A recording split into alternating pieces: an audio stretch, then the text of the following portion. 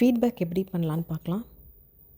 அதுக்கு மெனுவில் contact click பண்ணிக்கோங்க, ஃபீட்பேக் கிளிக் பண்ணிக்கோங்க. ஃபீட்பேக் பேஜ் அப்பியர் ஆகும். ஆட் ஃபீட்பேக் பட்டன் கிளிக் பண்ணிக்கோங்க. Add feedback dialog box appear ஆகும். டைப் செலக்ட் பண்ணிக்கோங்க. டைட்டில் ஃபில் பண்ணிக்கோங்க.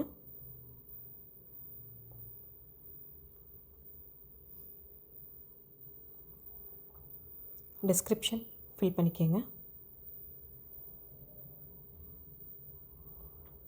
ஏதாவது டாக்குமெண்ட்டு இந்த ஃபீட்பேக் பற்றி ஃபில் பண்ணணும், அப்லோட் பண்ணணும் அப்படின்னா கிளிக் டு அப்லோட் டாக்குமெண்ட் பண்ணி டாக்குமெண்ட் அப்லோட் பண்ணிக்கலாம்.